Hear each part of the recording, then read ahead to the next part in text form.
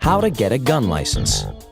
If you're starting a business that sells firearms, you'll need to know how to get a federal firearms license as well as state and local permits.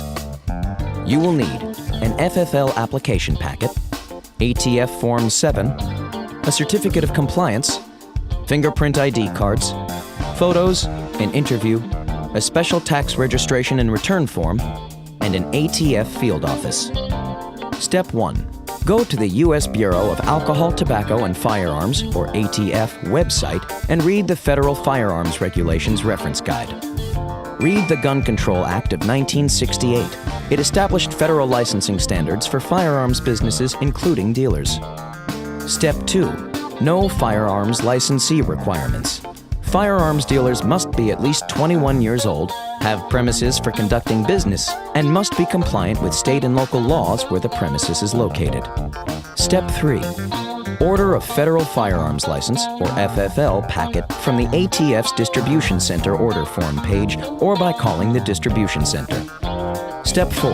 Assemble all packet materials: ATF Form 7, Certificate of Compliance, 2 fingerprint ID cards, 2 photos for each responsible party, and the application fee. Firearms dealer applicants will pay a Class 3 federal license application fee, which is $200 for 3 years. Step 5. Send the completed application packet to the Federal Firearms Licensing Center. An ATF field officer will then conduct an in-person interview. FFL license approval typically occurs within a 60-day period after the application is received by the licensing center. Step 6. Send the special occupation tax fee with the special tax registration and return form to the ATF. You'll then be issued a tax stamp, which is an annual tax. Step 7. Contact your ATF field office. Ask about specific state firearms licensing laws. California, Pennsylvania, New York, and Indiana have their own licensing systems. Did you know, in 2008, Guinness World Records acknowledged the Swiss minigun as the world's smallest working revolver at less than 2.2 inches long. How to buy ammunition. Whether purchasing bullets wholesale or for use as an individual, you can hit your target when buying ammunition. You will need proof of age and a gun. Optional, a computer with internet access. Firearms are extremely dangerous. Handle them with caution, keep them away from children, and be sure you know the gun laws in your area. Step 1. Have proof of age. Federal firearms laws require individuals to be 18 years old to buy ammunition for rifles or shotguns and 21 to buy bullets for handguns. Federal law prohibits convicted felons, illegal aliens, and people with a history of drug use or dishonorable military discharge from buying or possessing ammunition regardless of age. Step 2. Consider what you'll be shooting. Competitive shooters need ammunition geared for accuracy, while hunters should measure effectiveness based on specific game. Step 3. Examine the gun or guns you're buying ammunition for. Different caliber arms require different sized bullets. Use the letters after the number, or caliber, to ensure you're buying the appropriate ammunition for your specific gun's barrel length. Step 4. Visit a gun shop and test the ammunition that fits your gun. Judge ammo based on its ability to penetrate a target without deflecting off or passing through. Both can cause collateral damage. Examine the bullet's casing and the amount and type of material at its tip. These factors affect expansion on impact. If you'll be shooting at night, consider how much residual flash a bullet causes, which can affect your ability to fire multiple rounds. Step 5. Buying in bulk? Go online to buy ammunition. Be advised, while internet retailers may offer competitive prices, many have strict rules about selling large quantities of bullets. They and all gun owners are responsible for ensuring people who purchase guns and ammunition behave safely and responsibly. Did you know the Gustav gun, the largest gun ever built, weighed in at 1,344 tons and required a 500-person crew to operate? How to practice gun safety in the home. Whether you own guns for hunting, sport shooting, or protection, these simple steps can help you store them safely. You will need gun safety training, trigger or cable locks, secure gun storage, and secure ammunition storage. Firearms are extremely dangerous. Handle them with caution, keep them away from children, and know the gun laws in your area. Step 1.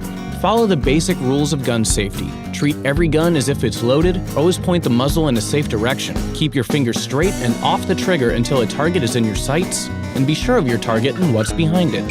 Each gun is unique. Make sure you know the specifics of operating any firearm you own. Step 2. Attend a gun safety course to educate yourself on how to handle firearms. Go online or head to your local shooting range to find gun safety classes in your area. Step 3. Educate children on the dangers of firearms and what they should do if they ever encounter one. If a child sees a gun, they should stop, not touch it, leave the area, and tell an adult. Step 4. Unload all firearms before bringing them into the home and make sure they're unloaded every time you handle them. Step 5. Use trigger or cable locks and always store guns in locked cabinets, drawers, or in a gun safe. Check with your local police department to find out if your community has a free trigger lock program. Step 6. Lock up ammunition separately from the guns. This makes it far more difficult for children to use the weapon if they ever find it, and helps keep your household safe. Did you know? The percentage of American homes that own guns dropped from 54% in 1977 to 34.5% in 2006. How to get a hunting license. If that bare spot on your mantle is in need of a trophy buck, this guide will get you on your way by helping you get the proper permits. You will need a license type, an authorized vendor, a Department of Natural Resources or Wildlife Department office, a state identification card or driver's license, your old permit, and the license fee.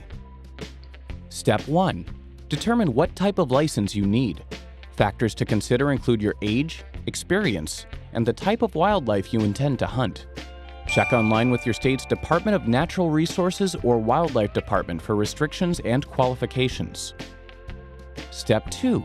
Go to an authorized vendor, such as an outdoor supply store, big box store, or a firearm supply store. You can also visit your state's Department of Natural Resources or Wildlife Department office to get your license. Step 3. Bring your state identification card or your driver's license when you purchase a hunting permit in person. Most states allow persons under 17 years old to get a license with an ID, but requirements vary by region. Step 4. Use a previous year's permit to get a new license if you forgot your ID, don't have one, or would just like to renew without any changes. Some states offer a lifetime pass to eliminate the hassle of renewing each year. Step 5. Purchase your hunting license online through your state's website using a credit card if you can't go in person. Most states will email your license, which you can print, but some will mail it. Plan ahead if you're in a rush. Step 6.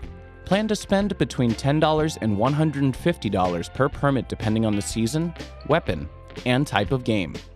Happy hunting! Did you know? The quagga was a half-horse, half-zebra subspecies that was hunted to extinction in Africa in the 1870s.